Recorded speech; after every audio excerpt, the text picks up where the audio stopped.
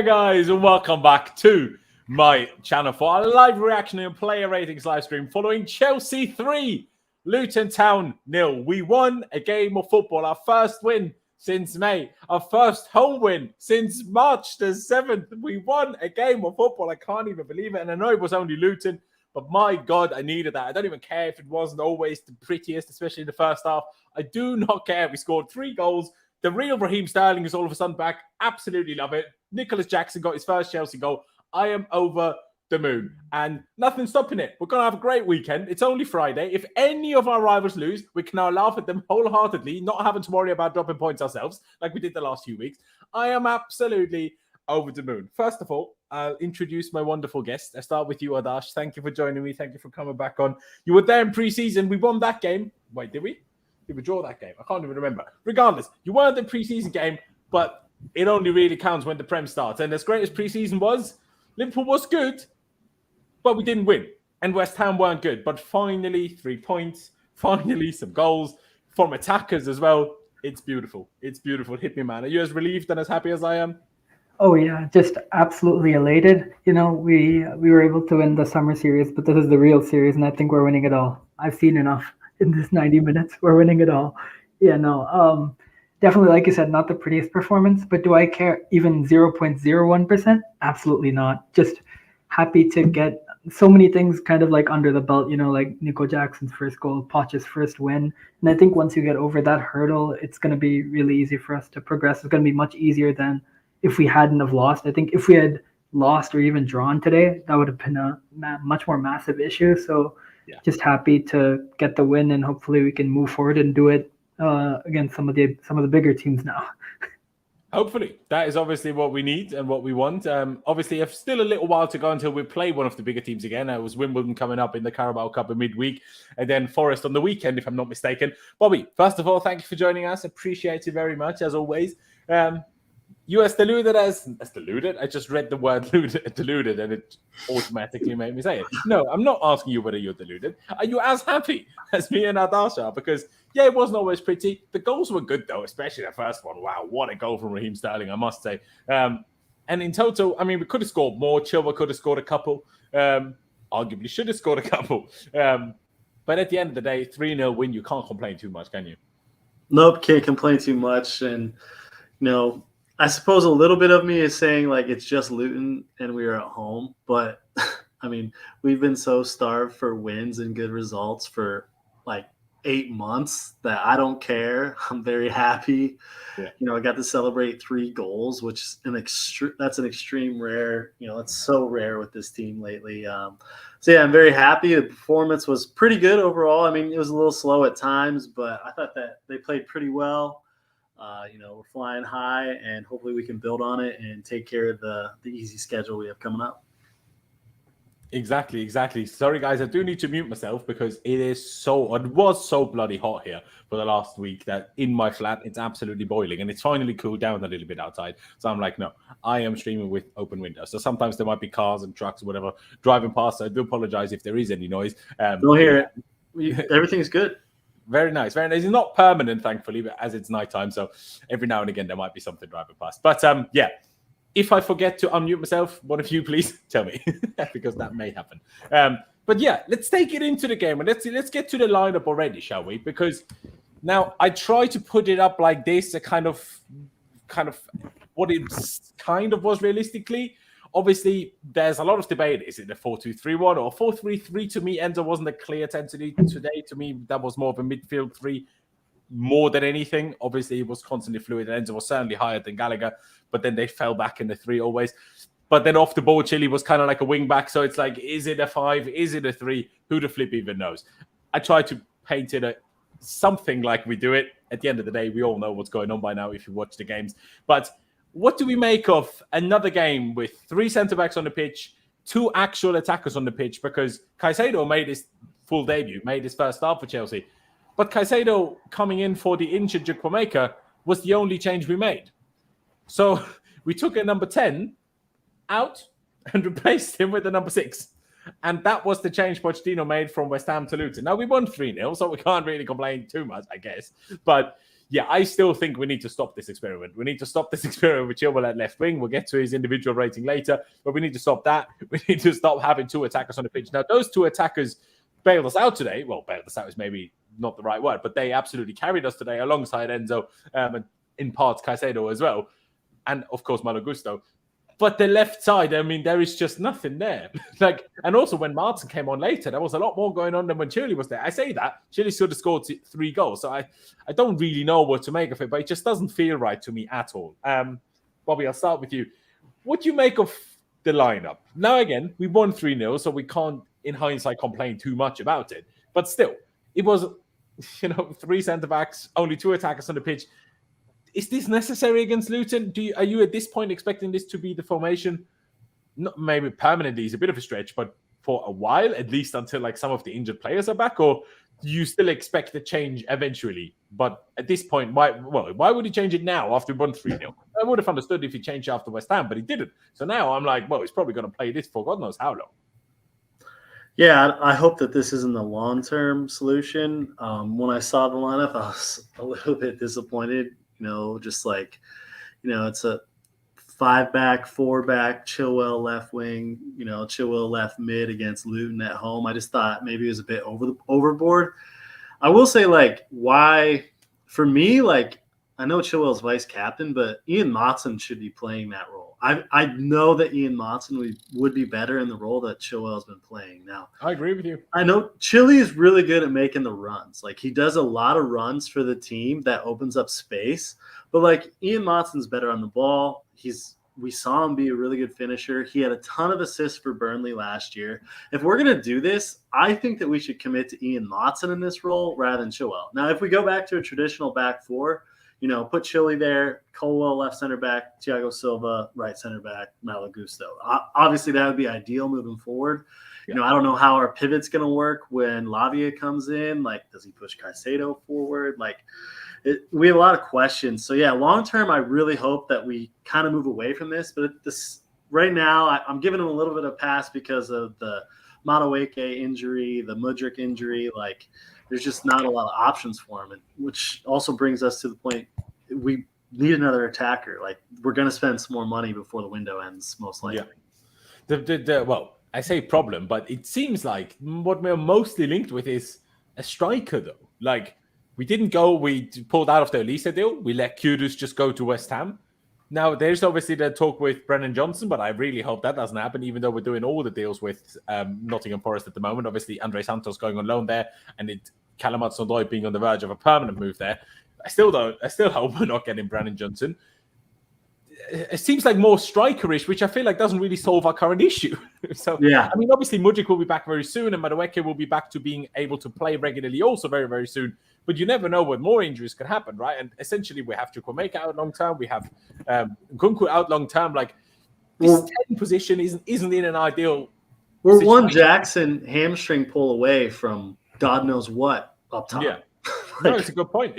I mean, we don't know exactly when Broja will be back fit to play, considering he's now in team training. So I'd hope soon.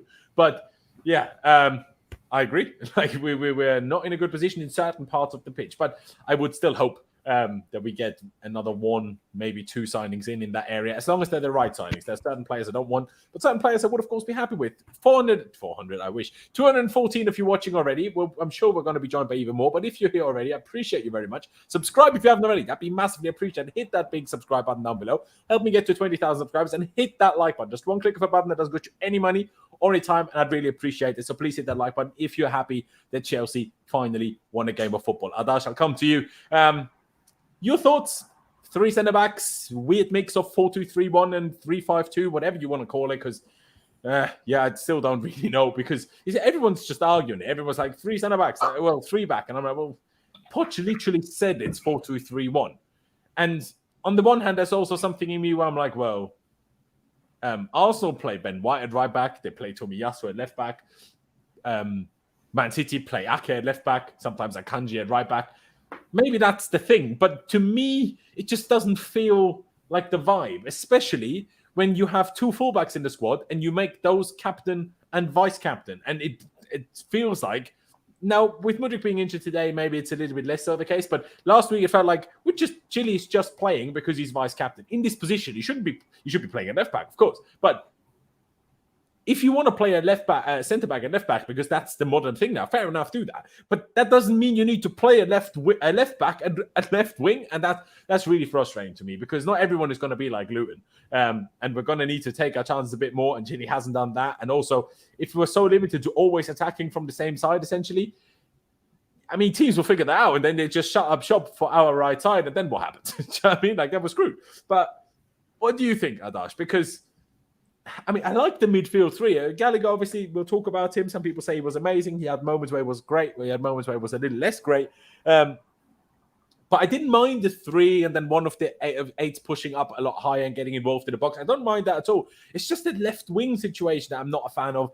And also that Colwell, even though he plays officially as a left back, he doesn't really help the left winger, though. And a left winger, no matter whether they're actually a left back or whether they're actually a left winger, then it's not that easy if you have the whole side to yourself all the time, because the opponents can always double up on you if you never have overlaps from your fullback behind you. And he didn't also, it's not like Enzo dropped out far to the left all the time, right? So even if Chile was great in his position, I just don't think the way we're doing it, anyone's going to be great there, because if you have a centre-back behind you, it doesn't really overlap and none of the midfielders overlap, then how is that left winger ever going to be great? I don't get it. But at the same time, we won 3-0, so I know I keep saying that, but because I have this kind of annoyance against what we're doing here, but in terms of this system, the mix of system and personnel we're using, but we won. So it's like, should I complain? I don't know. But how do you see it? Yeah, I mean, you were talking about whether it was a three at the back or 5 at the back or 4-2-3-1, 4-3-3. All I know is it ain't the one. This formation is really not the one. In terms of the personnel and the way we play it, I'm not even opposed to the players who are playing it apart from Chilwell, but because of the left side, the nature of the left side the players were playing, I think it becomes an issue for us, and that's affecting our pattern of play. But I mean, just generally, I thought it was pretty okay. There was a couple moments where either Enzo or Caicedo would pick up the ball, and then because Colwell isn't a natural left back and Chilwell isn't a natural left winger, Chilwell was just running up the field. Colwell was reluctant to kind of move into the space, and so there was one moment where Caicedo slipped and gave away the ball, but that wasn't actually his fault. It was because Colwell wasn't actually going to be going forward, and Chilwell was just so far up that Caicedo couldn't even make the pass. So I think in terms of that, we need to fix up and try to kind of change the way in which they play. I would preferably not have Chilwell play at left winger, but I don't think that's going to be happening anytime soon. So even if Chilwell is playing there, at least fix up and try to make it a little bit more tactically precise in terms of the relationship between Colwell, the midfielders, and Chilwell. Oh, you're muted. Thank you. See, I knew it would happen. I said, yeah, it's a good point. And I said, it also makes a good point in the chat here. It says, all systems takes time to work how they're intended. You never know. If we stick with this, it might end up being insanely good. Now, I hear that, but I also obviously have my own understanding of football, and I personally don't think playing Chilwell at left wing is ever going to be great, insanely good. That's maybe just me. And obviously, I am very well aware this would not be happening if Nkunku wasn't injured. But it can't be we're so reliant on one player to play one system. And if that one player isn't there, then we're just, playing completely random things like Chilwell on the wing. I find that a bit odd.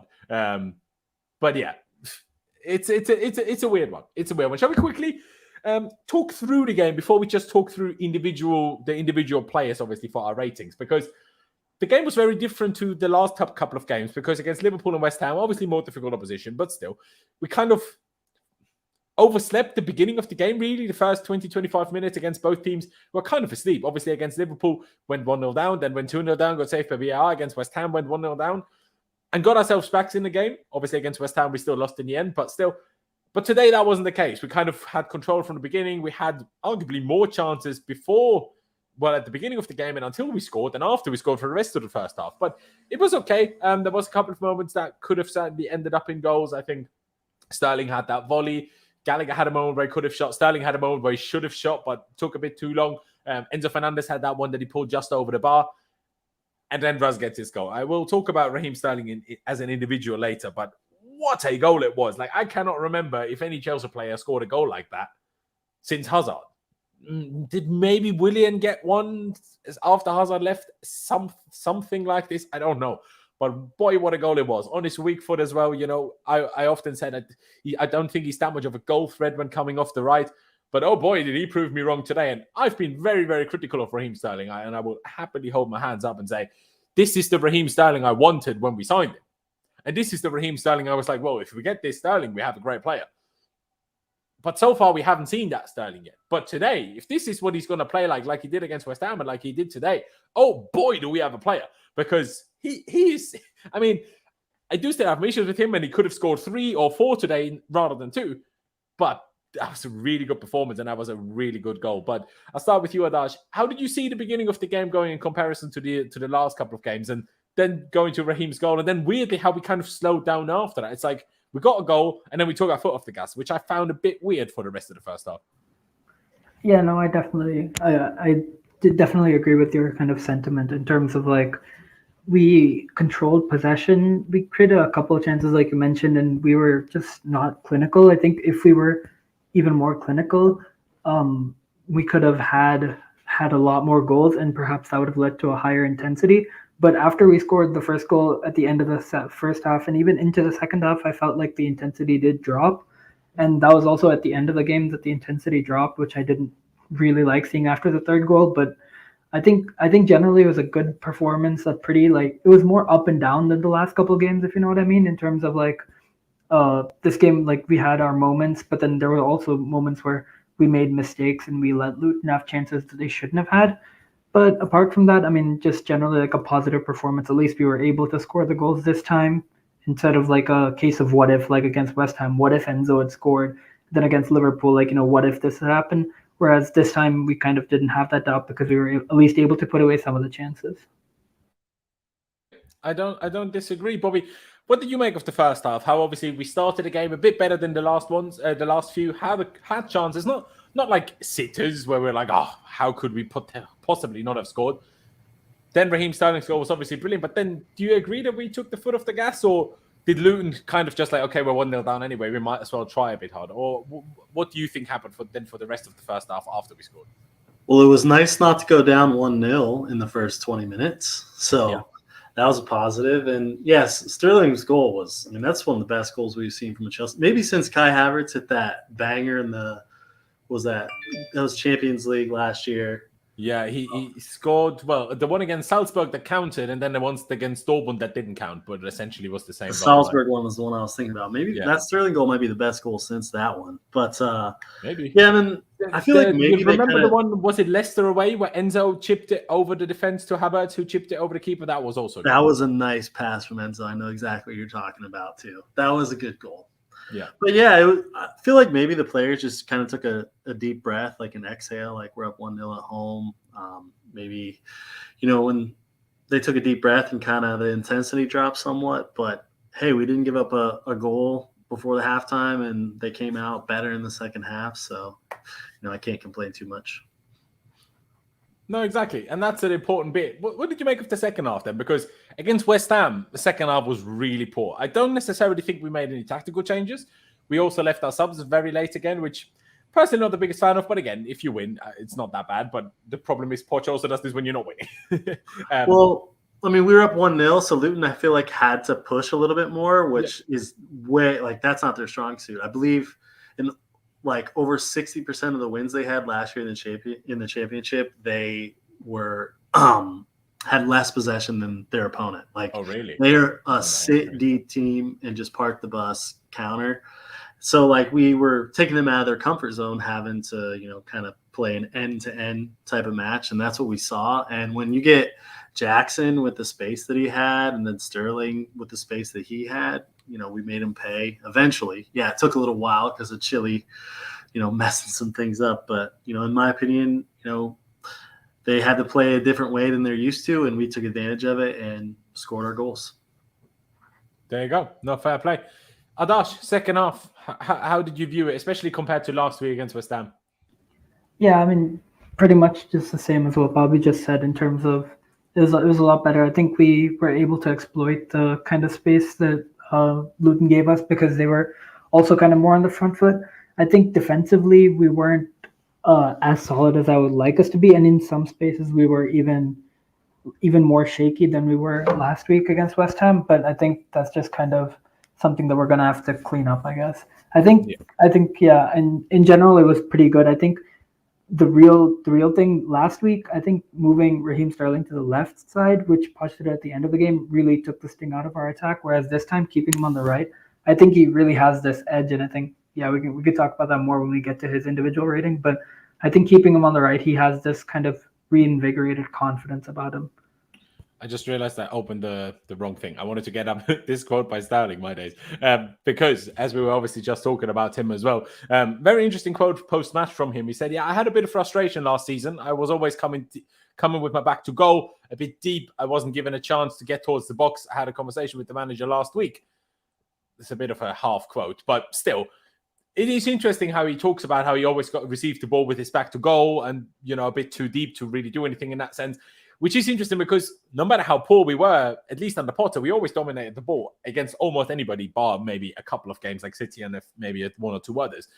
So it is interesting how things change and how seemingly for him, things is people like Poch is getting a lot out of him, which last season I was like, I never got to the point where I'm like, we need to sell Sterling because I want to almost give everyone a second season. I would have also given Koulibaly a second season, especially now when I see the Zaza play. I'm like, well, the Zaza might earn a lot less, but he's certainly not better than Koulibaly. That's for damn sure.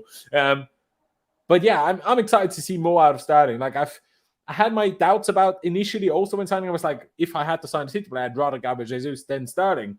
But boy, if Sterling can play like today regularly, then I ain't complaining at all. Absolutely not. But yeah, there you go. Let's get into the player rating, shall we? And let's start with the goalkeeper. He made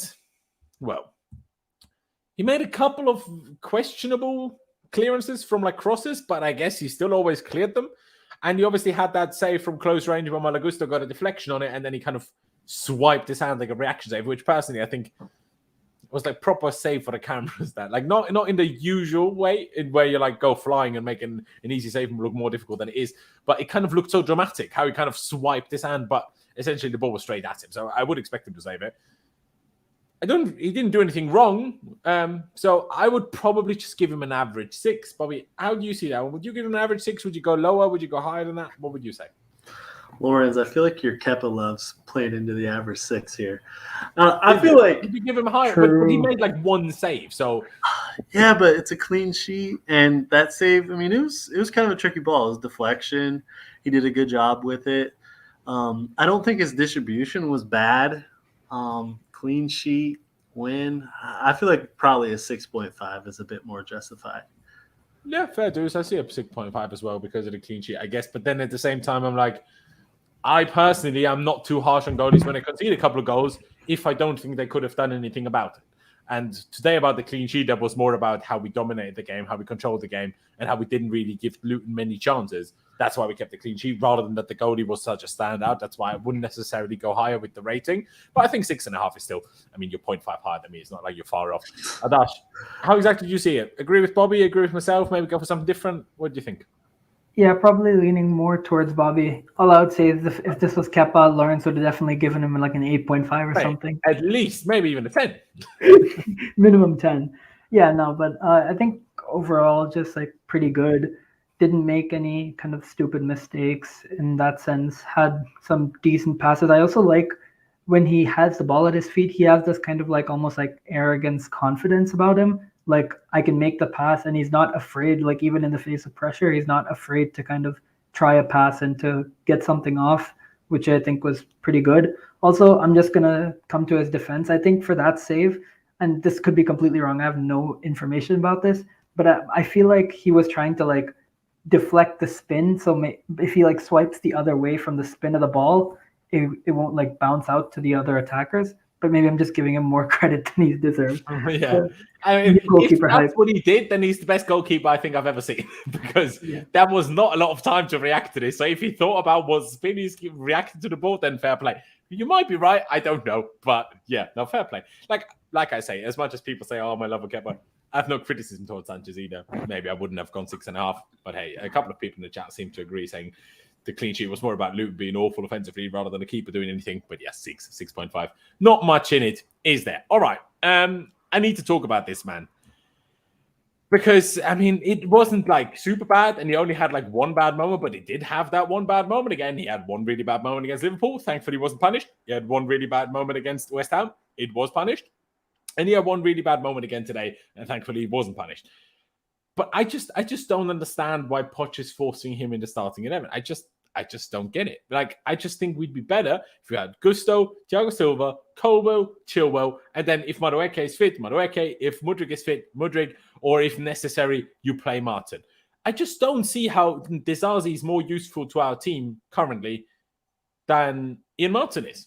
I don't get it. Honestly, I mean, perfectly honest. And yeah, you can say set pieces, but set pieces, we had him last week, and that still didn't help us anything against West Ham, did it? So you can't exactly say, oh, that's the solution to conceding from set pieces. Clearly isn't, is it? It's not like he's all bad. Clearly he is good at certain things. He's very good at getting his body between himself and between the ball and the opponent, and just letting a ball run out of play because he's big and he's strong. He does that well. He is also good at aggressive tackling, like getting his foot ahead of an attacker and, nicking the ball away that way. He's very good at those things. But the lack of pace, the lack of agility, it's just 3 games, 3 bozo moments. That's too much, man. Like, that is too much. And with that, I think because as a whole, we still dominated the whole game and we barely gave Luton anything, I'm still going to give him a 6, but that is going to be lower than all the others are getting because of that one mistake that he did make. And it's not like he's awful, but I just don't see why he needs to play. Like, is he better than Chalobah? I don't think so. Is he even better than Malang Sarr? Maybe a little bit, but not that much. Is he better than Koulibaly? He's not even close. So, I just find it a bit strange. But yeah, I still think on the day, a 6 is probably about fair. I've given out 2 6s today so far, so maybe I'm a bit boring. But Adash, would you disagree with me again? Will you go higher? Will you go lower? And what do you think in general about what I said about Disasi? Because like I say, I just don't get why he needs to play. Yeah, I mean, I think I was on a stream right before we actually went out and signed him. I think it was in preseason, and I was talking about how the signing was completely unnecessary. So, signing him in the first place was completely unnecessary because I think he's a downgrade on Chalobah, and I don't care if I'm called academy prop or whatever. I really don't care. I just don't think he's better than Chalobah in most facets. I think it's been a bad start for him, and also I think if he has this kind of bad start, then why bother continuing to play him? I think the real test is going to be when Badiashile comes back, because at that point I truly expect him to not be playing at all. I don't even care how it works. I would rather, like you said, play a 4 at the back and not have Disasi there than play a 5 at the back and have him. But I think today it wasn't as bad as last week, but I think again it's just these kind of mistakes, this lack of assurance, and also he got out-muscled by Adebayo, who's, I mean, to be fair, he's a decent striker, but Malo Gusto was able to out-muscle him and outpace him. So if you're not able to adapt to that physicality when that's the reason that we signed you, in those cases, then I think that doesn't bode well for the future, at least. So I would give him a 5.5, maybe slightly below average. Okay, fair dues. Bobby, how do you see it? A few people in the chat seem to be fairly unhappy with what I, and I guess Adash as well, have said. Disasi had a very good game while you're picking on him. He was great. I don't know. Again, I'm not saying he was bad. That's why I gave him a 6, not a 4 or something. But I just can't understand anyone says he's great. He made a really bad mistake, and Colwell had to bail him out. If Colwell didn't bail him out, he might have cost us a goal. We might have, was that at 0-0, I think. So we could have gone 1-0 down, and God knows how this game goes then. So I don't understand how anyone says he's great. But Bobby, what would you give him today? Do you agree with a 6, 5.5, maybe a bit above a 6 potentially, because overall still kept the clean sheet? What do you think? Yeah, I would go 6.5 clean sheet. The mistake was bad. I feel that my sentiments toward this player are more positive than yours are. Okay. I thought against Liverpool he had really good moments. he looked like After he scored, though. Before he scored, he was all over the place. Yeah, I agree with that. Once he scored, something changed in him, and he looked very good from then on. And I do like his physical presence. Now, comparable to Chalobah, I do think that that's a fair thing to say, like, was he necessary? Trevor Chalobah, in my opinion, is a good center back as well. But I think Disasi might bring more physicality, especially in the air. Now, that's not discrediting Chalobah in the air, because I do think Chalobah is also good in the air. But I just feel we need a little bit more physicality next to Thiago Silva. And like for his performance today, I thought he was solid. Like he had the mistake, but other than that, he was pretty decent. And I just, he just got here like not long ago. He immediately was thrown into the lineup. I also believe that, and I let him off for that, but I do question Poch. Why did that happen? Mm-hmm. Now I understand that Chalobah picked up the injury, but it's still only necessary because we're playing Coleman at left back instead of actually as a centre back. Then we wouldn't have to do this. Also, Bashir Humphreys did play in preseason, didn't put a foot wrong. If you really want to play the system with 3 center backs, then you have a player who's been there the whole preseason, who has some kind of rapport with the rest of their teammates, at least for like 1 or 2 games, to throw them straight I'll be in. honest. I wouldn't want to start Bashir Humphreys against Liverpool and stuff either. I'll be honest, but I get where you're coming from. That's fair. But just in general, I think the process and the way we've changed system at the same time as bringing Disasi in, I don't think it's been the right decision from Poch. But of course, I'm not judging him, and I think he's done a wonderful job in general so far. There you go. But fair play. When Badiashile comes back, he was awesome last year. He improved our play overall as a team so much when in the games he played in. Like, I was so impressed by him. And it's, obviously Levi Colwell's really good too and is our future, but I don't know what's going to happen when he comes back. But you could just push Thiago Silva over and play Badiashile in Thiago Silva's position. I worry about the pace. I feel like Thiago Silva's slower than Disasi at this point. And I feel like he definitely is slower, but he's better at everything else. So I reckon it makes up for it. It'll be interesting to see what happens with the center backs moving forward. For sure. I get what you're saying in terms of Disasi's quicker, but Badiashile is also quicker than Thiago Silva, and I just don't think Poch will drop Thiago Silva personally. I just don't think he's going to do that. So it's either Disasi keeps the spot and Badiashile warms the bench, or Badiashile comes in instead of Disasi, in my opinion. But hey, we'll have to wait and see how things go. As we move on to Thiago Silva, as we overall agree on a 6 for Axel Disasi. Also, shout out to Richard, often with the super chats. Appreciate them very much. Now he's become a member. Appreciate it as well. Big up yourself. I hope you're well. And yeah, let's move on to Thiago Silva, who I don't really know what I made of today. I'll be perfectly honest, because I barely noticed him. Not in a bad sense, but other than when he was clearly fouled, and we should have had a penalty in the first half, which I still don't really understand how these things are never given. I didn't really notice him that much defensively, not because he didn't do anything, but because I didn't feel like there was much to do. He had a 95% pass accuracy. He had 3 out of 5 long balls, which is good. Duels, he had 3 out of 3 in the air, 0 out of 1 on the ground. To be fair, Disasi's duel stats were pretty good. I'd just give Thiago Silva I'd say 6.5 because, well, he didn't really do that much because he didn't have to do that much. But I also understand if someone says 7 because we won 3-0, kept the clean sheet. So somewhere around that realm, I do think it was better than Disasi because he didn't make a mistake. But I didn't really notice him much. So, Bobby, did you go along with that? Did you notice him much? And what rating would you give him? If I didn't notice a center back, usually is a good thing, right? Yep. I would give him a 7, based on, the pass accuracy, 4 clearances. I just thought that he did, a quiet job, but that's a good thing when you're a center back. And, I think he did a good job overall and deserves a 7 for the clean sheet and the win. Fair play. Like I say, 6.5, 7 from me. So I think I may well be convinced into a 7. But Adash, sorry, 7 for you as well? Or otherwise, what would you give Thiago Silva? Yeah, no, just exact same thoughts as Bobby. I'll also go for the 7. I think he was just kind of, when I say he was just there, it sounds kind of bad, but also like he was just the kind of leader and he was holding it together in the sense of like he didn't have to do much since a lot of our attacking came down the wide sides. So he was just kind of there to like recycle the ball or to move it from side to side. So I think overall a good performance. There you go. Can't complain too much, can we? Let me just press. How the bloody hell do I press save on here? There you go. We move on from Thiago Silva. Like I say, I'm happy with the 7 as well. Let's get to Levi Colwill, who I personally think got some unfair criticism after the West Ham game. Now, I know he could have done a bit better with Antonio for that second goal, but I'm like, Thiago Silva made a mistake first, then Disasi made a mistake, and now people are having a go at Colwill because he didn't clean up for the other two, who are both much older than him. I didn't agree with that. He's also kind of playing out of position a little bit.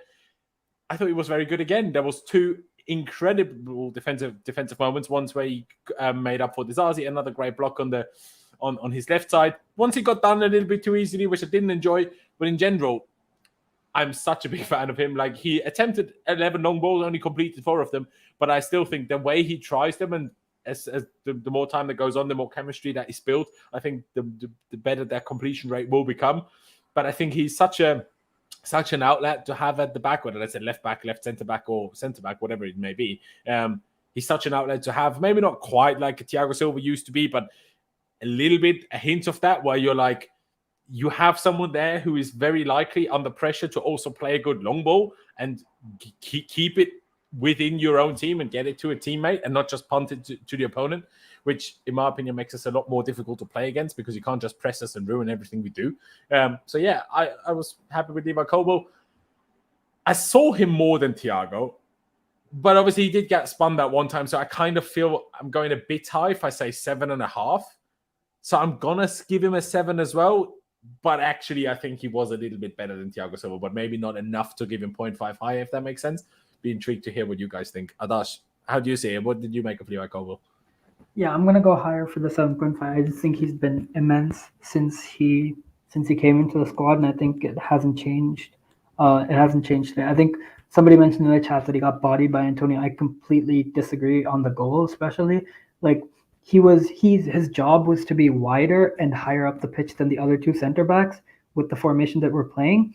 And he was on the wrong side of Antonio because of the mistakes that Disasi and Thiago Silva made. So if you expected him to come from behind and on the wrong side of Antonio and win a challenge, I think you're asking for the impossible. But I think today, again, he was just immaculate. I heard there was a comment from another sport that I'm going to use here, which is like, for other people in high pressure moments, like, time goes faster, but for him, it just seems to like slow him down. He just looks so calm and composed on the ball, and even off the ball, which I just really love. He just oozes this kind of like confidence and class, which he showed today with some of the long balls he was playing and stuff. When we have a fully fit team, when we don't have Chilwell in a left wing, I think we're going to see the fruits of those balls that pause even more.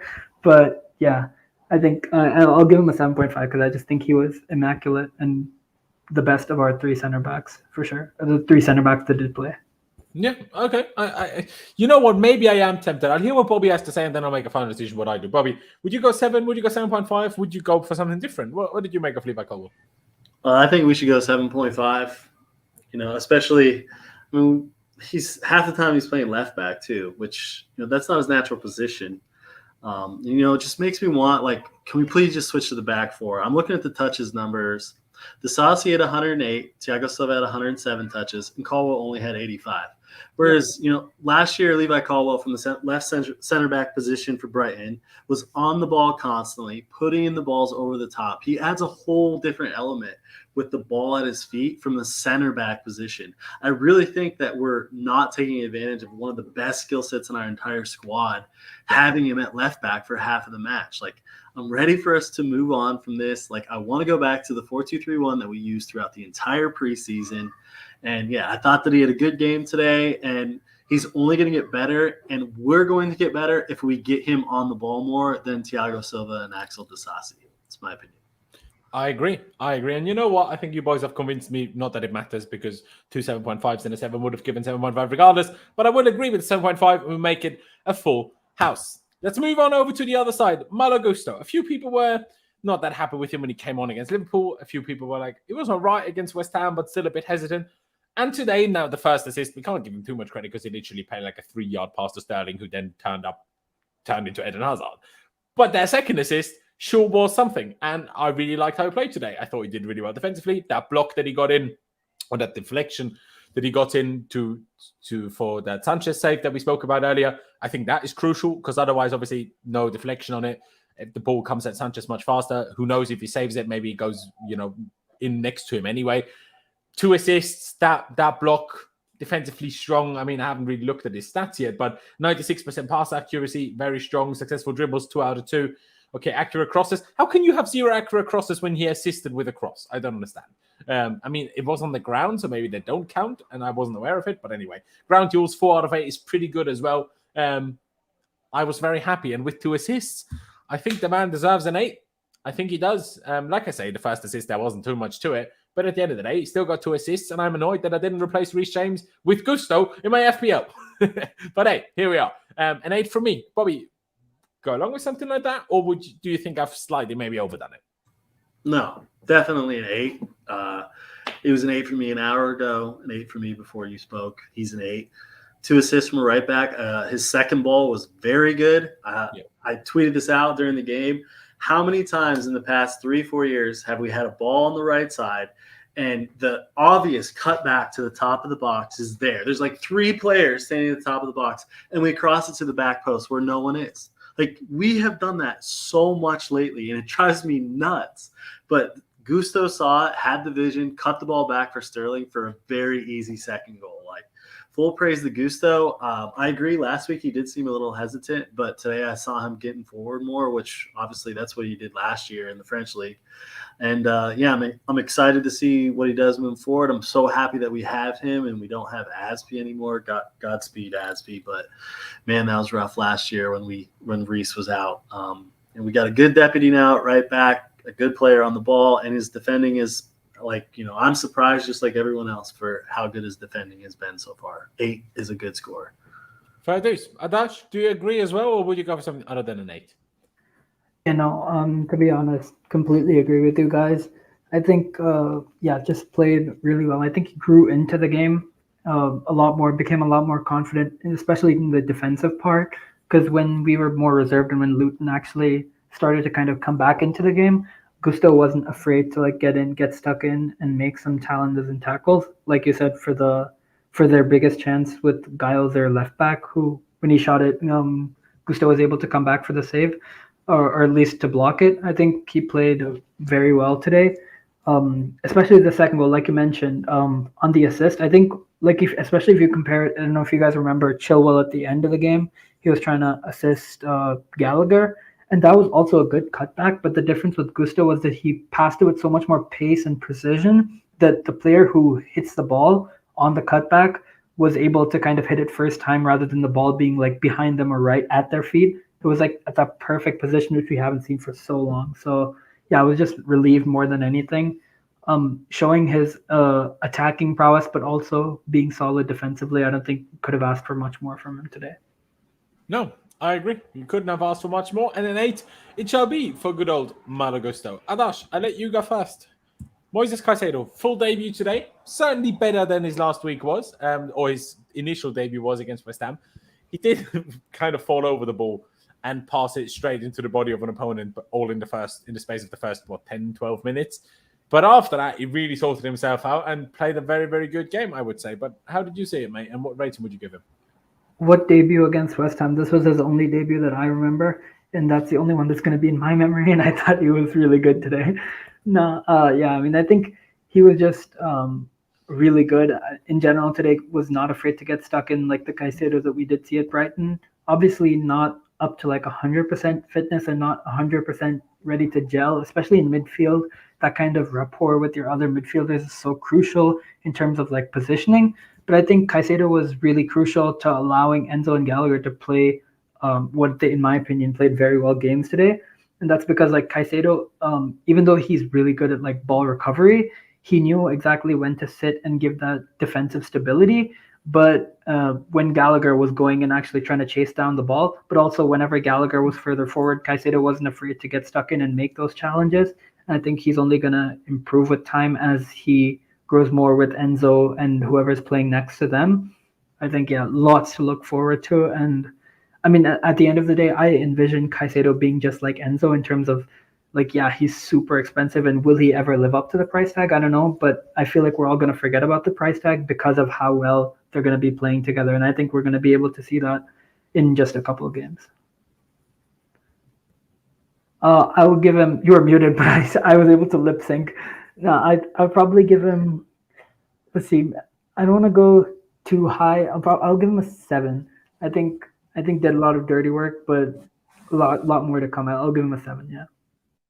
Fair dues. Yeah, I'm thinking along those lines. Obviously, Vic, thank you for that comment in the chat, pointing out some of Moises Caicedo's stats. 58 out of 60 passes completed, 100% tackle success rate, 100% long ball success rate, which is 3 long balls, all 3 of them completed for tackles. It was 2 out of 2, and the ground duels was 4 out of 7, 2 out of 3 for air duels. Like Vic says, 6 out of 10 total duels, 1 dribble pass 0 times.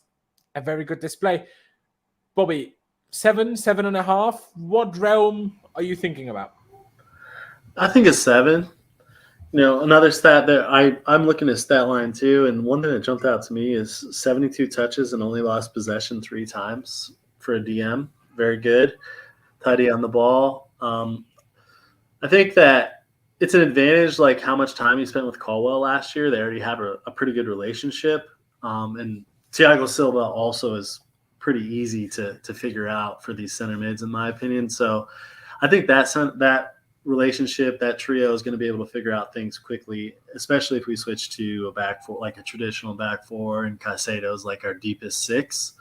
I don't think that we're going to have a lot of trouble getting through presses with Caicedo, and then Enzo's passing ability, and also Caldwell on the ball. But yeah, today I did like the defensive work that I saw. I liked him showing for the ball like he was, but 72 touches, lost possession 3 times. A lot of that I think is Luton is really bad. Like Luton is so bad, and I think they're going to struggle to get to 20 points. So I don't think there was much pressure on him today, but he did a good job, and first full 90 for us at home. It was a good debut at home.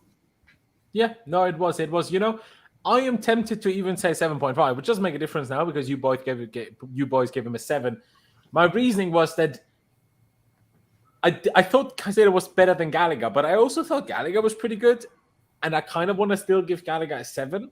So that in my head meant, okay, I'll give Caicedo 7.5 then. But hey, we leave it at a 7.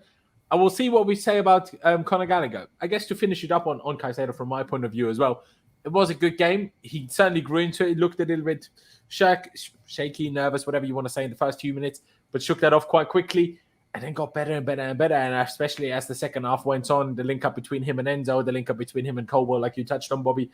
Also, even with Gallagher, I thought it was all very, very good. And the longer they played together, the better it got.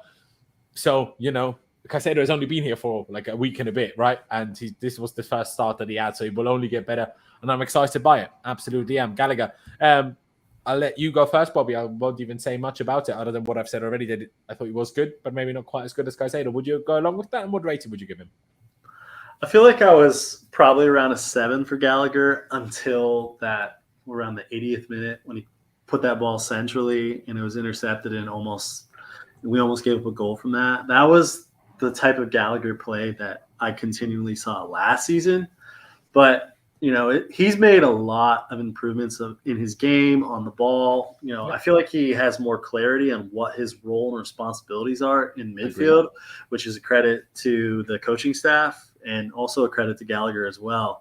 I was very pro sell Gallagher a month ago. 40 million pounds for this guy? Are you kidding me? That's highway robbery. But based on what I've seen from him so far at the start of the season, he's exceeded my expectations. He's making improvements. And, I like the effort that he puts in. Like, he dies out there, and I have a ton of respect for that. And I know he loves the club. And I do think, like, I'm not like this Cobham. I'm not a Cobham sexual, but I do think having at least 1 or 2 success stories from the academy is a good thing overall, especially for the young kids that are there right now. So unless, like 45. You have Reece and Caldwell, I guess, but Reece is never fit, so. Yeah. And also, like, you're right, Caldwell. But, like, Caldwell's, like, so new to this. He wasn't registering for me for a second. But, that's a fair point. But still, I just think that, Gallagher, he dies for the club. Every time he goes out on the pitch, he tries hard. And he has improved his game. So I think that's an important point to make, Bobby, because we are often very critical as fans of footballers. And we're like, you're not good at this, you're not good at that, whatever. But I think what fans don't often enough, in my opinion, is when someone wasn't that good and then manages to improve on those problems and actually, I'm not necessarily saying becomes incredible at those things yet, but certainly makes a drastic step in the right direction in receiving the ball under pressure. Now, you touched on the one mistake that he made, but, that happens. Enzo also gave the ball away twice in the first 10 minutes in the last game, so it doesn't make Enzo a bad player. A bad pass happens. Now, they shouldn't happen in those dangerous situations. Of course they shouldn't, but they do. Like, it's okay. In the grand scheme of things, I think you hit the nail on the head there, Bobby, in terms of that he just improved. And I think we need to, as much as I was 100% in agreement with you, like I would have sold him as well like a few months ago. Now I'm a little bit unsound about that. Hesitant. I said just hesitant. You're probably in the same mindset as me. Like you're a little more hesitant to sell him. Yeah, no, exactly. But also because Ugo Chukwu came on today and looked quite good, but especially with us not having Nkunku, not having Chukwuemeka, Gallagher is also a 10 option. So I might even be willing to just keep him around at least for another season, see how he does. If he gets as much game time as he is now, and if he plays the way he does right now, well, then we will just be able to sell him for way more money next summer anyway, if we still want to do that. So in the grand scheme of things, you gave him a 7. And I know I said he was maybe not quite as good as Caicedo. I still think he warrants a 7, I'll be honest. Even if you look at his stats, 95% pass accuracy, dribbles 1 out of 2 at least, accurate long balls 2 out of 2. He played that wonderful pass to Sterling in the first half that no one saw coming. Unfortunately, even Sterling didn't. That's why he took a bit long to shoot in the end. But it was still a great play. 5 out of 10 ground duels won. It's also good in midfield, especially being a bit higher up the pitch, other than when receiving, but off the ball being quite high up the pitch. Yeah, fair play, Conor Gallagher. Honestly, I did not expect to be sat here 3 games into the season and Gallagher being one of our 3-4 best players in the first 3 games. Now, he wasn't amazing against West Ham, I'm aware, but I still don't think it was awful. But after Sterling and Enzo, I'm not sure who was better than Gallagher so far. I guess Jackson. So you'd put Gallagher in there after. I guess you can also talk about Colwell and Thiago Silva, I suppose. But still, fair play to Conor Gallagher. Adash, would you agree with our 7? Do you think we've gone slightly high for this one? What did you make of Conor today? No, I completely agree with the 7. I was going to go with the 7 as well. I think the only 2 moments, the 2 negative kind of moments I can pinpoint are the pass that Bobby mentioned in around the 80th minute when he kind of left Enzo to dry. And then the second one was the cutback to Chile, where I thought he could have maybe put a little bit more power on the shot. It went straight to the keeper and it was an easy save. But at that point, we were already 3-0 up. I think, he's been almost a revelation in terms of like, we knew he had this quality, but after last season, like, could he really like pull it back out, and could he really show that he has that true quality when he's playing next to really good players? I think his off the ball has gotten even better. One of my big qualms with him last season was that every time he would kind of lose the ball, when he tries to win it back, he always commits a foul. But this time he's been much more successful in his duels. At least that's what it's felt like to me. And I think that reflects really well upon him. I think the best thing right now is that we don't have to rush Lavia into the squad like Poch might have had to done with Disasi. I think right now we have this midfield that's working, at least to a much more reasonable degree than it was ever doing last season. And so we have this kind of chance to bet in Lavia a little bit slower, so to make sure he's only 19. Gallagher is the oldest player in our midfield room, believe it or not. So I think this is just a win-win all around for everybody. Yeah, there you go. I couldn't really agree more. Desi with the super chat, he says Conor will make a good squad player, not good enough overall, I assume you're kind of trying to hint at. And I would, first of all, agree with that. And he's certainly not as good as Enzo, certainly not as good as Caicedo, and I don't think will be as good as Romeo Lavia. But he's still, first of all, you need squad players. People always say, like, nah, you need one players that they want to play. If they don't get enough games, then they're unhappy. I disagree. I think you need squad players. I think you need players that are, capable of playing multiple positions. Gallagher's passes are bad, are they, Tommy? I wonder how he has 95% pass accuracy and only misplaced 3 passes then. Can't have been that bad, can they? But you need a player that's versatile, can play as an 8, can play as a 6, apparently, can play as a 10, can be useful everywhere, and especially when you bring him on, he can be an asset in whatever situation we are in. So, first of all, thank you, Desi, for the super chat. But yeah, Gallagher, fair play to him. Bobby, I know you've got about 15 more minutes, so I want to definitely make sure you get through Enzo and Sterling at least, even if you might not get through all 11. But I'll let you go first then, Enzo. My God, I'll be honest, for that Jackson goal, I didn't even initially see. I only saw a replay of it after the game on my phone. Of that, how Enzo kind of chipped that ball over the defender and then played that volley pass up to Sterling. Such an outrageous player. Such a shame, that he missed that penalty last week, but nearly scored in the first half. That left foot shot. Then he had another left foot shot, which he hit the post with from a tight angle. What a player. There was also some crazy stats from Enzo Fernandez today too. If I read out some, like pass accuracy 94%, very strong, of course, especially with him playing even higher than the other guys. Accurate long balls, 8 out of 9. Sorry. I mean, the duels weren't that amazing, but he still had 7 recoveries as well. The crossing maybe needs some work with 1 out of 5, but they weren't awful either. Passing to the final third, 9, which is just so good. Apparently, he hit the woodwork twice. I'm not sure when the second time would have happened, but fair enough. But yeah, he's such a phenomenal player. Over the moon every time I watch him play. What did you think of Enzo today, bro? And what rating would you give him? I'd give him an 8. That ball in the Sterling that led to the Jackson goal was special. There's not many players in the world that can do that, and we have one. First time since Cesc Fabregas. I know Jorginho could occasionally put a ball in, but that was about once a season. Yeah. Enzo does one of those balls every 2 games, and he's one of my he's one of my favorite players ever to watch. Like, he's awesome. Every time he's on the ball, you just expect something to happen. Today, I really liked that he was playing left center mid. Last week he was like in a right mid position a lot against West Ham, and I don't think that's where he's most effective. Where he's most effective for Benfica was at this left center mid position, like where you have him placed on your little board there. Like, that's Enzo's like best area where he should be. So I'm glad the coaching staff realized. I don't know if they game planned it last week for West Ham to have him on the right more, but in my opinion, that left center mid position should be Enzo. And I like that he was forward more. Now he struggles laterally, like his lateral movement. So like his when he stopped and like he has to do like a quick 1-2, like that's not his game. So, but at the same time, like he's so creative on the ball. I could see him working as that 8-10-ish role some of the time. I really need to see him get better with the finishing. One of these, like every time he goes to shoot like 2 or 3 times a game, and I'm just like, yes, this is finally the moment. And then off the post or he skies it. And it doesn't make sense. Like, I feel like he is a better finisher than he has shown in these games. Yeah. Hopefully he just gets that first goal and kind of settles him down, and he can start bagging them more often. But another really good Enzo performance today. Happy to see it. Thank God he's a Chelsea player. Exactly. I could not agree more, especially with that last bit. Adash, Enzo, is an 8 where you'd go as well? Would you maybe go even higher? What do you think? I was gonna go for a 9. Maybe that's a little bit too much. So I'm gonna say 8.5. I think.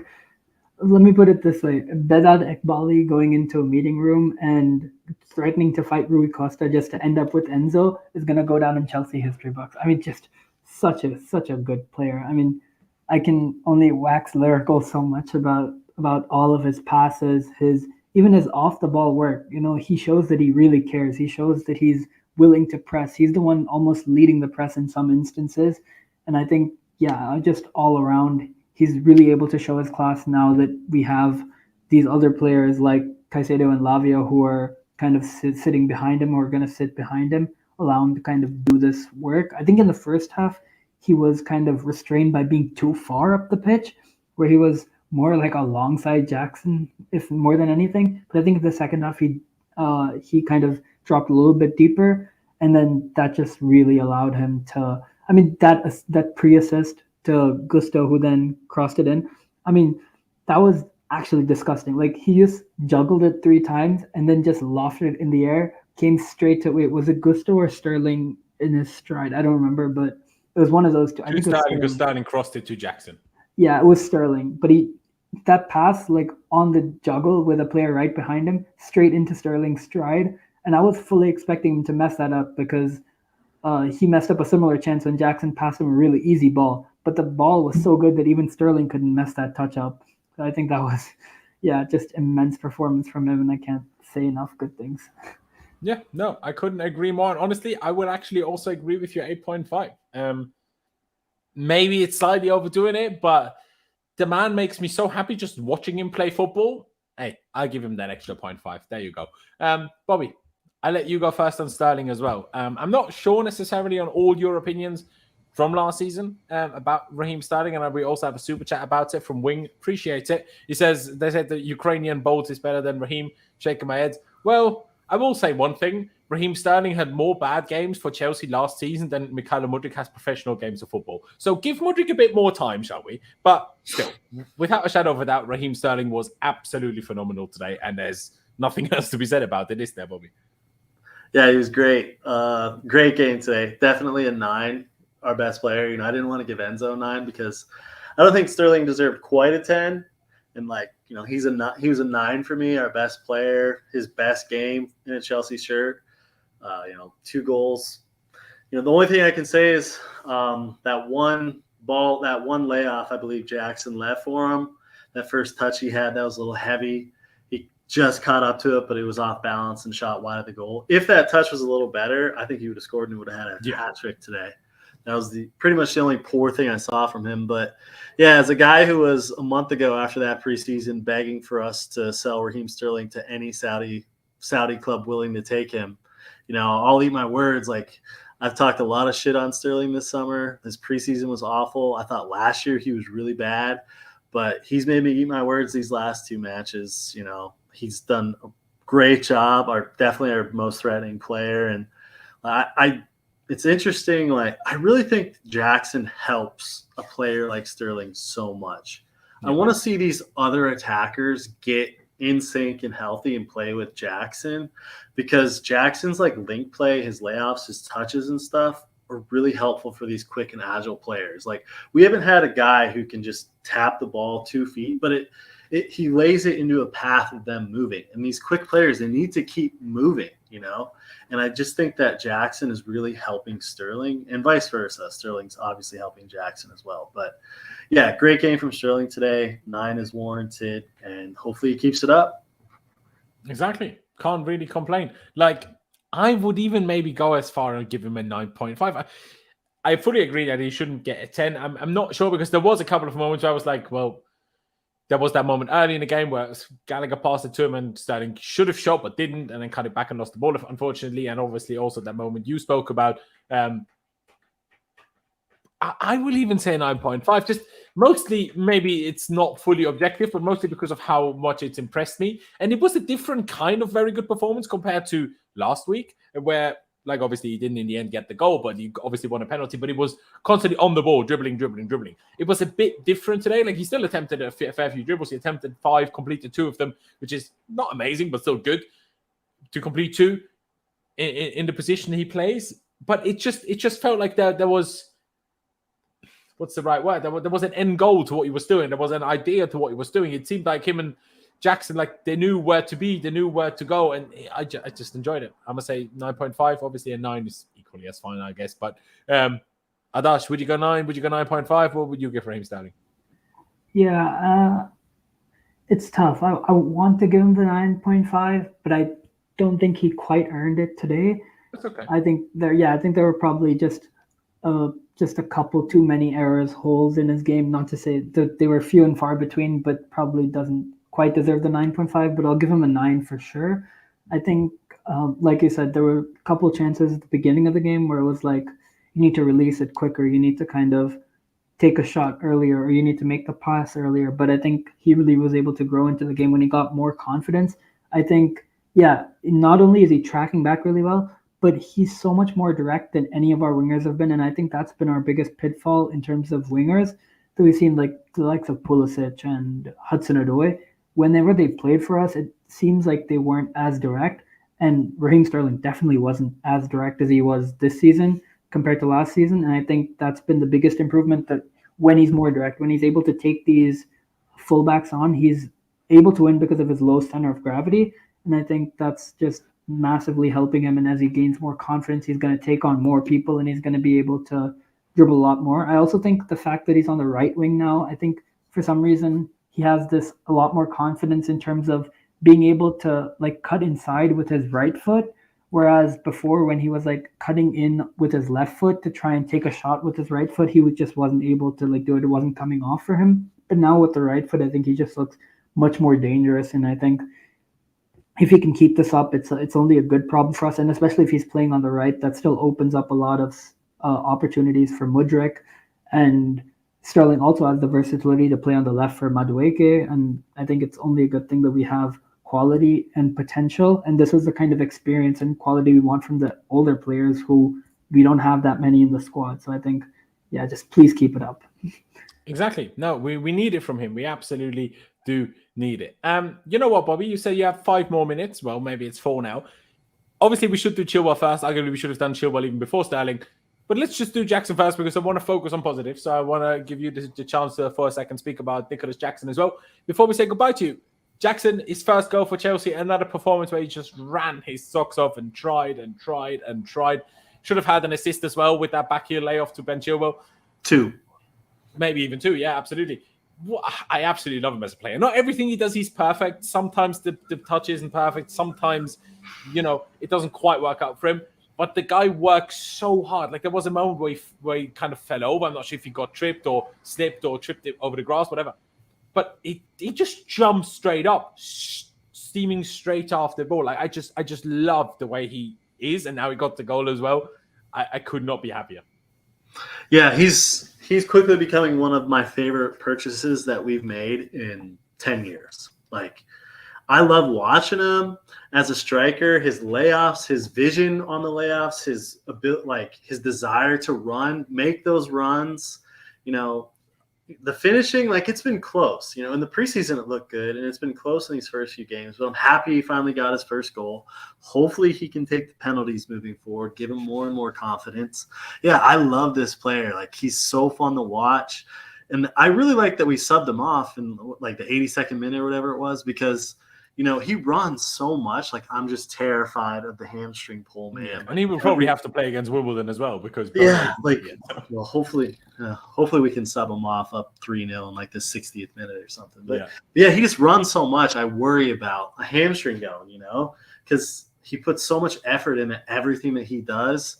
And we got a great player, a great young player in our hands, and Drogba 2.0, is that going to be the case? He's got to work on his heading. Holy shit, he's so far off of that.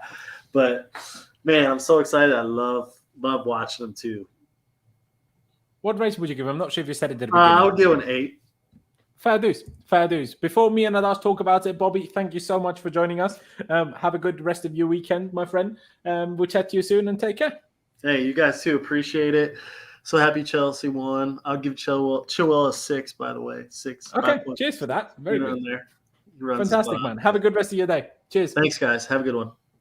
Adash, I'll take it straight over to you. Nicolas Jackson. I will say my piece as well after you, but I just love him. I just love him so much. But you say what you think about him and obviously what rating you would give him today as well. Man, I just want to go and hug him. If I hug him, I think I might just like cry because I think the way I would describe him is he is the complete striker. He's not like the finished striker yet, but he's the complete striker. He has mostly all of the attributes except for heading, like you mentioned. But we don't talk about that today because we won 3-0. But apart from that, I think he just has every kind of skill and trait that you want in an attacker, especially someone so young. I mean, the way there was the pass to Raheem, which Raheem should have finished, but the way he was able to control the ball, because Luton have like pretty strong, tall defenders, the way he was able to control the ball, like a long ball, control it, then second touch, get a pass out to like his striker mate, I think was just something that we haven't seen for like the centuries in Chelsea Football Club. I think, he's been playing so well. This first goal is only going to do him the world of good in terms of confidence. So once he's opened his tally, so now he doesn't have that pressure weighing on him. So now he just has the ability to kind of continue to contribute in all forms in terms of hold-up play, coming out wide and helping and supporting his teammates without having the risk of like, I haven't scored a goal for Chelsea yet. Now he's done that. So now I think the goals are going to come and the all-around performances are going to continue for him. I mean, the sky's the limit. Truly, I think Poch said he has the potential to be one of the best strikers of all time in the Premier League. Yeah, exactly. I think he's not even wrong in terms of the potential this kid has. And I think he also looks like he has his feet grounded. He looks like every time he makes a mistake, he's aware of it. He like looks annoyed. He's like, why did I make that mistake? And I think that's exactly the mentality you want in any kind of player. Kind of like the opposite of Timo Werner, who was smiling all over the shop every time he had a bad touch. Do you know what I mean? At least, no, yeah. Timo. I mean, Timo was personally, I also think bad. maybe just slightly overstating it a little bit. It's like you remember when Maurizio Sarri said Alonso can be one of the best left backs in the world? I don't think it's like that for Jackson, but it's a tough ask to compete with like your Harry Kanes, Aguero's, Thierry Henry's, even obviously Didier Drogba's, Alan Shearer's, of course. Maybe that's a bit of a tough ask, but hey, if he does like what Diego Costa did for us, I'm already happy. Do you know what I mean? I'm already happy. Adash, did you give us your final rating for Jackson already? Sorry. I'll give him an 8 point. I give Enzo an 8.5, right? We get it. Yep, Yeah, I'll give him an 8.5 too. I think, yeah. You know what? I will actually completely agree. I mean, I've just looked through some of his stats as well, because as a striker, and I often arguably even gave that excuse, I will admit, to Havertz last season, because Havertz often didn't have the best pass accuracy. I was like, well, for the striker, it's difficult. And I stand by that. For the striker, it is often a bit more difficult. But still, Jackson today, 86% pass completion, 19 out of 22. You know, obviously, when you have a few less, the percentage number looks a bit worse, but 19 out of 22 is still very strong. Shot accuracy, 3 out of 3, got all 3 of his attempts on target, which is very good. He had 2 successful dribbles. One of them was outrageous early on, when I think he in the end laid it off to Sterling. That was an outrageous dribble. I can't even believe it. The duels, 5 out of 8 is so strong for a striker. And he's not even like the biggest. Like, how tall is he? 6'1". Like, he's not small. Is he really 6'1"? I'm not even sure he looks quite that tall, but he's like, I absolutely love him. I absolutely adore him. Like, Play him at centre back, he would be better than Disasi. Mate, Jackson will be better than pretty much anyone we have on the pitch, aside from Enzo, Caicedo, and maybe Sterling today. Play him at keeper, and he's better than Sanchez. Yeah, he would have kept a clean sheet today. But yeah, my God, what a player Nicolas Jackson is. Guys, before we get to Ben Chilwell, because it's probably going to be a little bit less exciting when we talk about that, I do quickly want to take it back to Raheem Sterling and bring something up. The Pice posted from a screenshot from Sky Sports, when it's just compared a few of this season's stats. Obviously, it's only 3 games in, mind you, but still, of per 90 to last season, and you see there the touches nearly double. 48 compared to 95 this season. Last season in successful dribbles 1.9. Now it's 4.2. Now today he only had 2, which is essentially more along the lines of last season. But still, duels won 9.5 compared to 4.4. That's a huge step up. Possession won also in terms of, I don't know, is it his own will? Was it just he didn't really feel he was in competent hands with Potter, and then arguably even more so with Frank Lampard towards the end of the season? Because the possession one, sure, there's tactics to pressing, but pressing mostly, in my opinion, is about commitment more than anything else. And that number going up so high is a sign for that, in my opinion. And the shot conversion rate is also, now, personally, shot conversion isn't the biggest deal unless you're an out-and-out goal-scoring striker. But still, it's a big improvement on that as well. But because it's only 3 games, I wouldn't read too much into that part. But the other numbers, they're crucial. Like, again, it's only 3 games in, and things can obviously change drastically as the season goes on, and we could in 6 months' time talk about him as being awful again. But if Raheem Sterling can be even close to what he was today and against West Ham for the most of the season, we have a top winger on our hands. Yeah, no, completely agree. Yeah, I mean, if he keeps these stats up, if he keeps his performance up, we're winning the quadruple. I've seen the light. I'm pretty sure we're only in 3 competitions. Yeah, I was going to say, we don't even have 4 competitions. Mate, don't care. We're winning the quadruple. He's PFA Player of the Year. You heard it here first, ladies and gentlemen. Yeah, no, absolutely. Ejnaka, of course, it's a fair point. This is why sample size matters. Absolutely. But, I mean, I guess we might look back into the stats saying January, and they might still look great. You never know. It is most certainly possible. I also think this is a good point from Ice Cold Beverage as we kind of take it back to Jackson, the conversation, the communication. I remember also in preseason there was a moment where I can't remember who he said it to. I think it was to Chalobah in that game, where Chalobah fed him with a nice through ball, and then he was like, "See, Chalobah, trust me more. Like, give me the ball all the time," type thing. I just absolutely love that. Richard with the super chat, appreciate it. He says, "Excuse me, play wingers as wingers and not wing backs. Simple."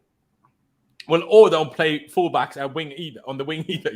It's a bit of both. But yeah, I couldn't agree more with you, Richard.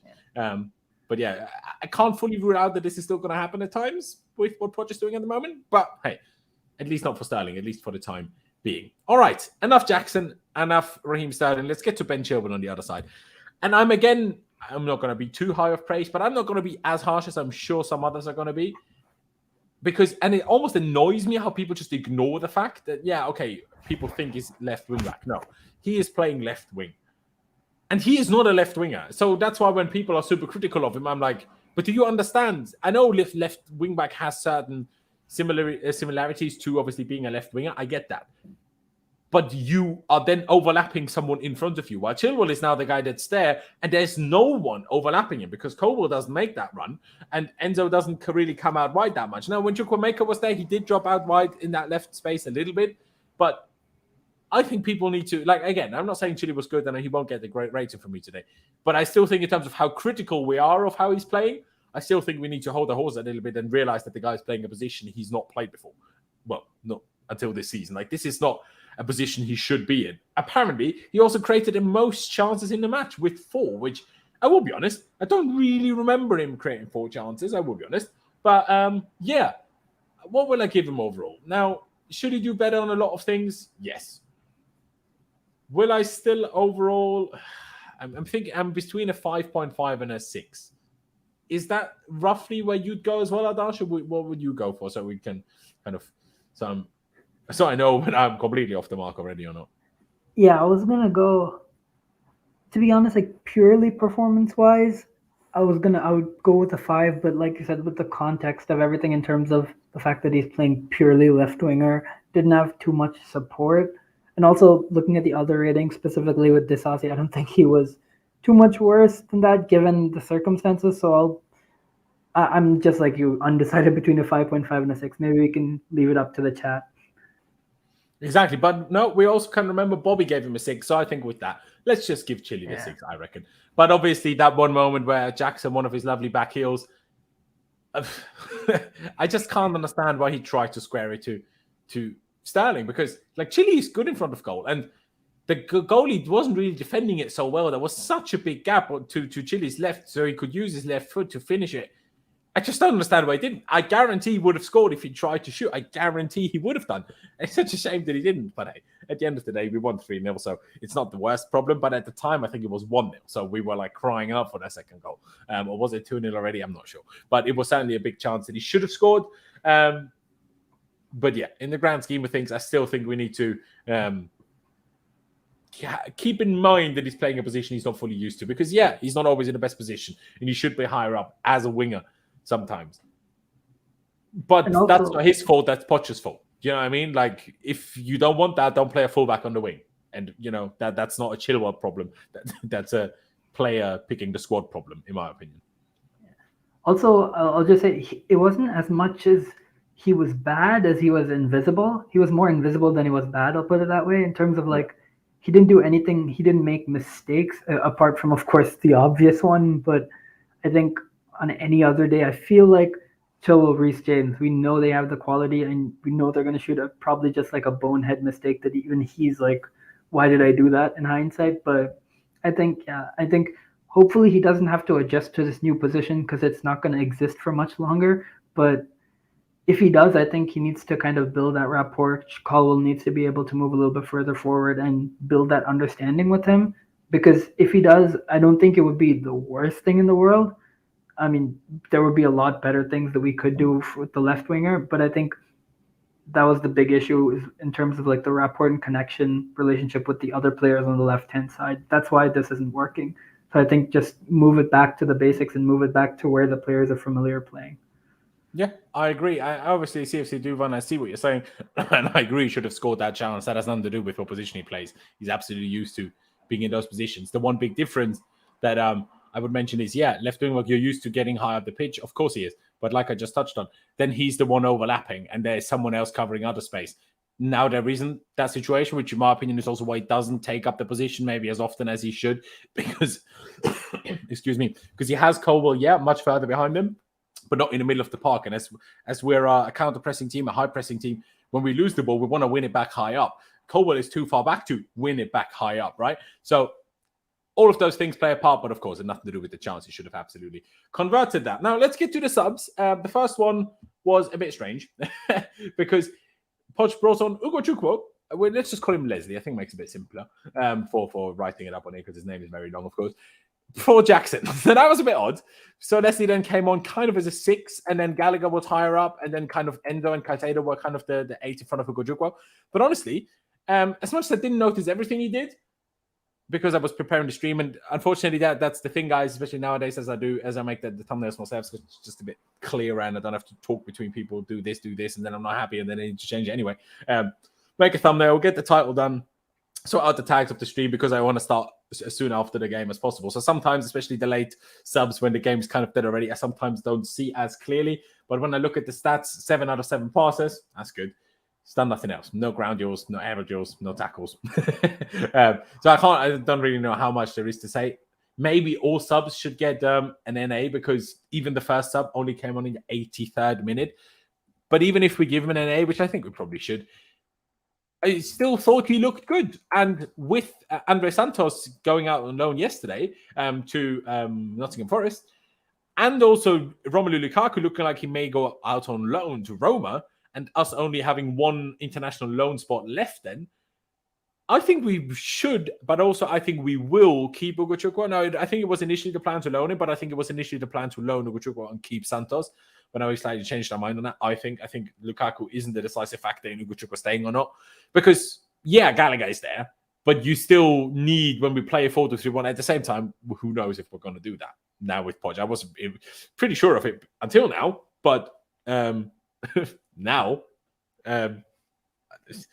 I can't be sure what formation we're going to play regularly and how many players we need in which positions. But I would in general say you need 4 players for those defensive positions. And of course you have Enzo, you have Caicedo, you have Lavia, and then there's 1/4 one. Yeah, you can say Gallagher, but like I say, Chukwuemeka is out, Nkunku is out, Gallagher might be needed higher up the pitch. So having Ugo Chukwu, who's also tall, which gives us something a little bit extra in that area of the pitch with him being 6'2", because none of the other midfielders are tall. Even Lavia isn't. But Lavia, even though he isn't short, he's just really bad in the air so far in his career, which is a bit strange.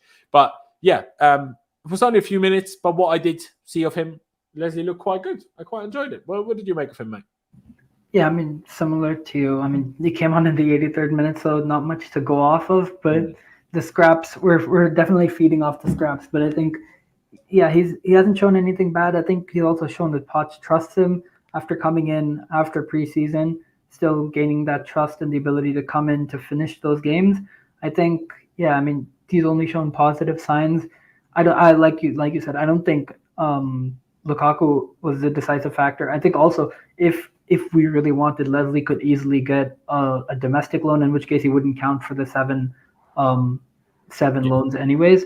I think we could easily do that. So I think the fact that he looks likely to stay is a sign that Pochettino really values him and values him. I think the thing, like, everybody just talks purely about the numbers, but I also think with these midfielders, we now have a lot of different profiles, and we have a lot of good profiles to have at different points in matches and during the season. I think that's going to be really valuable to us with Gallagher, who's a ball winner, who's able to bring that energy into the game, and Leslie, who appears from what we've seen so far to be more of a kind of like a defensive lying 6 who has like this big physical presence, the ability to kind of keep the ball ticking and keep things moving. I think that's also an important thing to have to close games out.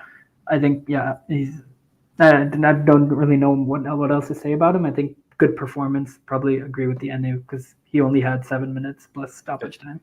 There you go. Obviously, the same in terms of official rating applies to Ian Martin and also to Mason Burster, who we'll get to in a minute. But yeah, Ian Martin looked good when he came on. Honestly, I just feel like he has a bit more of a instinctive understanding of attacking, more so than Chile does. Now, Chile gets himself into good positions and he can do that.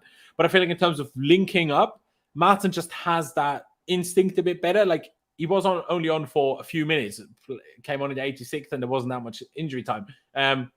But both in preseason and even today, in that few minutes that he was on the pitch, it's just automatically, instantly looks a bit more fluid. I don't even think he's faster than Chilwell, maybe in acceleration, but it just looks more fluid to me. Like, honestly, even while let's say Mudryk is still injured for Southampton, for Wimbledon. Obviously, Thiago Silva, you maybe need to give a rest, play like, but just play Martin as the winger. And okay, let's even talk next week. If Mudryk isn't fit for Forest, right? Let's pretend. I would play Martin left wing, Chilwell left back. Take Dizazi out, play Thiago Silva and Colwell at centre backs. That's what I would do, because I think, we have problems with lack of winger options at the moment. Maybe Madueke is even able to start, then you fix that. Although, when you have Madueke now, with Sterling playing so well on the right, do you want to bring Madueke now in and put Sterling on the other side? I'm not sure if that would be smart, considering how well Sterling is doing off the right now, and I'm not sure how suited Madueke is to playing on the other side. But yeah, Martin, I quite like the guy. It seems like he's staying. I just hope that if we're going to keep him, we're actually going to use him more than bringing him on in the 86th minute every week. But yeah, I mean, what do you think about Martin in that sense, Adash? Do you also have that feeling like me that he just seems to get attacking a bit more than Chile does?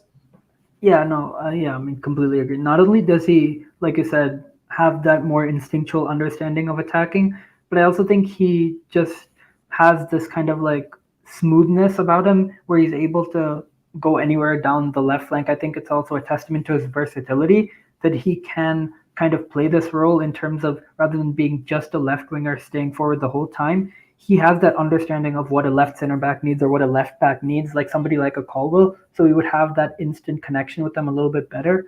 I think it's kind of almost unfair to judge him in this position with like the last few minutes, the game kind of closing down. I think if you see him from the off, I think that's when we would really get to see both his creativity and then also his ability to kind of just monitor the channel from a defensive point of view.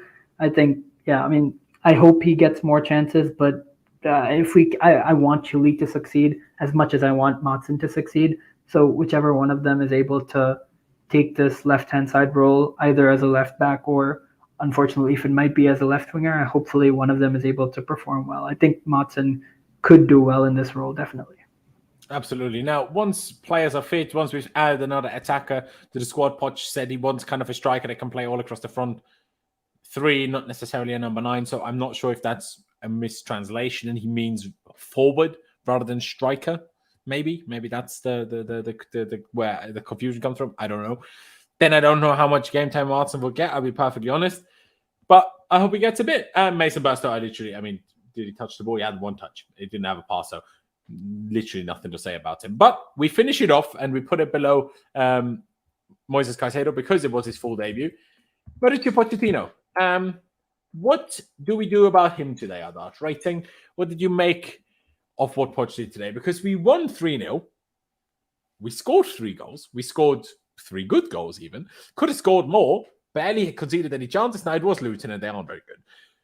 But still, I still won't go crazy high because I still don't think we should necessarily be playing the system. And I know that's ignorant to say, and it's like, I know better than a manager. But I just think we could be even better than this. That's all I'm trying to say. Because I just don't understand the whole idea of why would you play a certain system all of preseason and then you get one injury and then you change the whole system. I just don't get how one injury can make that happen because we've signed so many players. If Nkunku was that crucial, then we should have made sure we got another player who's somewhat similar to Nkunku. If as soon as he's not fit or available, we have to play a completely different system. That to me contradicts itself. Like, how can Poch have been so adamantly against João Felix because he was too similar to Nkunku? And then as soon as Nkunku isn't here, we play a completely different system. Well, then we clearly need another player like Nkunku then, no? To me, at least. So I will give Poch, I'll give him a 7. Someone in the chat said 8, and maybe that is warranted because we won 3-0. But I still think, first of all, make subs a bit earlier, mate, please. Like we won today, so it's less of a bother, but we know he doesn't do them much earlier when we're losing or when we're drawing. So please make subs earlier. And I still don't like the whole Chilwell at left winger and Colwell at left back idea. So that's why I'm going to say 7 and keep it at that. But obviously, in the grand scheme of things, we still all did very, very well. And I'm very happy. But Adash, would you go along with the 7? Would you go along with something different? Yeah, I'm just tempted to give him a 7. I think just exactly the 2 points that you mentioned in terms of things to improve on. I think the system is one thing that I think we're just not getting the best out of all of our players. Right now, we're able to get the best out of some of our players, but just making some very small tweaks in terms of personnel, we can really get even more out of our players, which I think can only be a good thing. That's something that we need when we're playing against higher quality opposition, when we have to take these chances. And also the subs thing, like Bobby was alluding to earlier in terms of like Jackson, players like Jackson, like they're running a lot and that's one way to avoid injuries is by keeping that kind of squad rotation. And it's not like I think especially like in games like today, I think it can only benefit you when you're like taking players off and you're able to keep the intensity up. We did drop our intensity a little bit after like scoring the second and then particularly the third goal. So making these substitutions to make sure we're able to close games out, that's not something I've seen from Pochettino right now. But I think I'm still very optimistic about him, and I think these are things that we can get past as long as he kind of reverts back to the system we used in preseason and we continue to win games. There you go. Fair play. I don't disagree. Shout out, Joe. Thank you. Please, if you have any constructive criticism as to how I can improve from an 8.5 to a 10 out of 10, please email to louse1507@gmail.com. But yeah, leave it at that. 3-0 win. Finally, we won our first game. Poch won his first game in a competitive game. I'm just happy. It's Friday. We've got a weekend coming up now. Now, Ferrari might be looking absolutely dreadful in Tunboard, but, that's a different conversation. At least Chelsea won. I can be happy all weekend. I can be stress-free all weekend. I can hope other rivals drop points, and then I can just laugh at them. So I'm very, very happy. Let's go again on Wednesday. So that's a good thing this time. As much as we don't play in Europe, we don't have to wait a whole week for the next game now. So I'm looking forward to playing Wimbledon. I'm looking forward to which players are going to get used. Maybe Ugo Chukwu. Shame for Lavia that he's, needs a few weeks, that he's not going to get this game. But maybe Ugo Chukwu will play. Maybe Martin will get a start. I assume Cucurella, maybe Bashir Humphreys. Obviously, a lot of the players will still have to start because we don't have that many available right now. But in the grand scheme of things, yeah, I'm looking forward to the next game. I'm looking forward to the next Prem game. Unfortunate that we have an international break after that. But I guess that gives us, means some of the injured players miss less games with there being an international break, I suppose. But in the grand scheme of things, I'm very, very happy. Ladies and gentlemen, I appreciate you all for tuning in. Subscribe if you haven't already. That would be massively appreciated. Please check out Adash on Twitter. He's only got Twitter fairly recently, so please check him out. As you can see it on screen, Adash10. Link is also down in the description. Actually, it isn't yet because he only sent it to me just before I went live, or I only saw it then. But I will put it in the description, but just put it into Twitter and follow him. I'd massively appreciate that. Like I said earlier already, subscribe if you haven't done that yet. We're on the road to 20,000 subscribers. Every new subscriber counts, and every new subscriber is appreciated, so please get involved. I'd love to get to 20k as soon as possible. We're building a wonderful community. I appreciate you all. Hit that like button on your way out. That doesn't cost you any money or any time, really. And it really helps me out spreading these streams to more people. But yeah, thank you guys for watching. Up to Chelsea. We won a game. Upwards and onwards. And we'll see you next time.